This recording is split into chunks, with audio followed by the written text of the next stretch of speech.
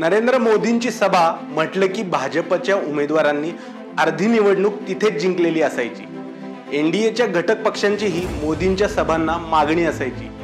गेल्या 10 वर्षांमध्ये देशभरात नरेंद्र मोदींची भाषणं अक्षरशः गाजलेली आहेत। महाराष्ट्रात निवडणुकीआधी मोदींनी सभा घेतली की तिथलं वारं भाजपच्या किंवा महायुतीच्या बाजूने फिरायचं आणि तिथला त्यांचा उमेदवार विजयाच्या जवळ जायचा।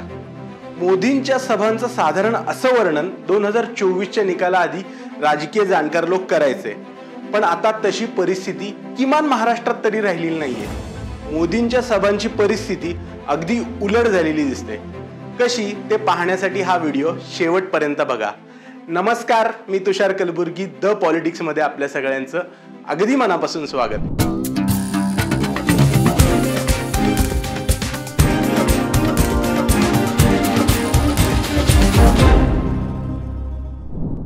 आता आपण नरेंद्र मोदींच्या लोकसभा निवडणुकीसाठी महाराष्ट्रात किती सभा झाल्या हे बघू।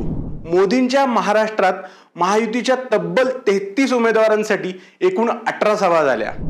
उदाहरणार्थ मुंबईत मोदींची सभा झाली ती मुंबईतल्या 6 मतदारसंघातल्या उमेदवारांसाठी होती, किंवा कोल्हापुरात जी सभा झाली ती कोल्हापूर आणि हातकणंगले या दोनही लोकसभा मतदारसंघांसाठी होती। महाराष्ट्रात एकूण 5 टप्प्यांमध्ये निवडणुका झाल्या। त्यातल्या प्रत्येक टप्प्यात मोदी सभा घेण्यासाठी महाराष्ट्रात आले। मोदींच्या सभांचं रिपोर्ट कार्ड तपासायचं असेल तर प्रत्येक टप्प्यामध्ये मोदींच्या किती सभा झाल्या आणि महायुतीचे किती उमेदवार निवडून आले हे बघावं लागेल। पहिल्या टप्प्यात रामटेक आणि चंद्रपूरमध्ये मोदींच्या सभा झाल्या। रामटेकमध्ये शिंदेच्या शिवसेनेचे राजू पारवे तर चंद्रपूरमध्ये भाजपचे सुधीर मुनगंटीवार उभे होते।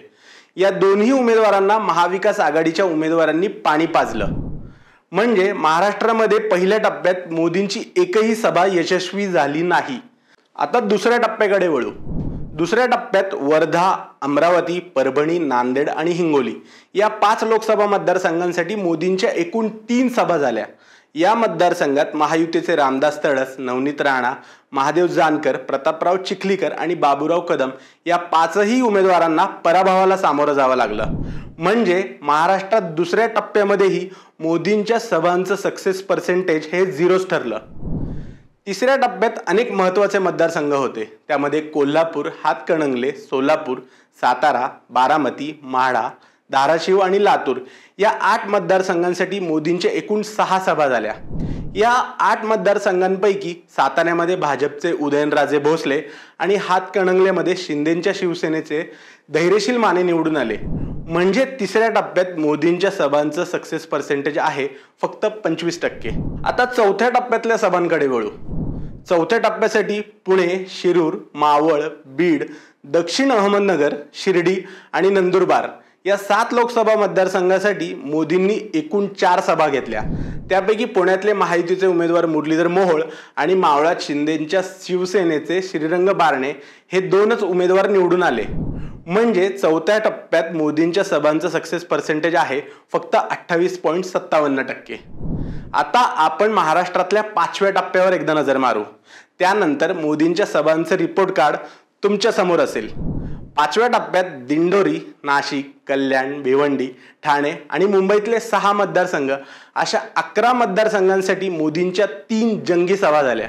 व्हिडिओच्या सुरुवातीला सांगितल्याप्रमाणे मोदींची मुंबईतली सभा मुंबईतल्या सर्व 6 उमेदवारांसाठी होती। 5व्या टप्प्यातही मोदींच्या सभांचा करिश्मा फार काही चालताना दिसला नाही, कारण 11 मतदारसंघातल्या उमेदवारांपैकी शिंदेच्या शिवसेनेचे नरेश म्हस्के, श्रीकांत शिंदे, रवींद्र वायकर आणि भाजपचे पीयूष गोयल हे 4च उमेदवार निवडून आले। आणि विशेष म्हणजे यातला फक्त एकच खासदार हा भाजपचा होता।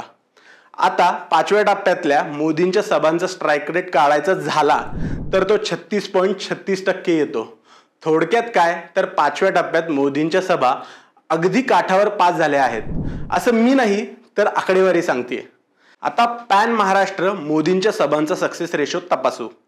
सुरुवातीलाच सांगितल्याप्रमाणे महाराष्ट्रात मोदींच्या 18 सभा एकूण 33 मतदारसंघातल्या उमेदवारांसाठी झाल्या।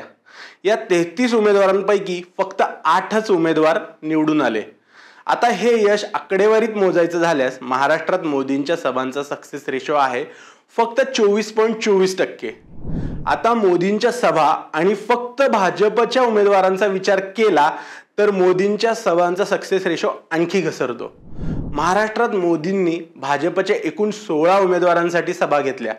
त्यापैकी उदयनराजे भोसले, पियुष गोयल, मुरलीधर मोहोळ हे 3च खासदार निवडून आले. म्हणजे भाजपच्या उमेदवारांबाबतीत मोदींच्या सभांचा सक्सेस रेशो आहे फक्त 18.75%. याचा अर्थ एकच, महाराष्ट्रात मोदींची लाट जवळपास गायब झाली आहे. असं मी नाही तर मोदींच्या सभांचा सक्सेस रेशो सांगतोय. महाराष्ट्रात मोदी फॅक्टर चालणं का बंद झालंय याचं विश्लेषण करणारे अनेक व्हिडिओ द पॉलिटिक्सवर पब्लिश झाले आहेत.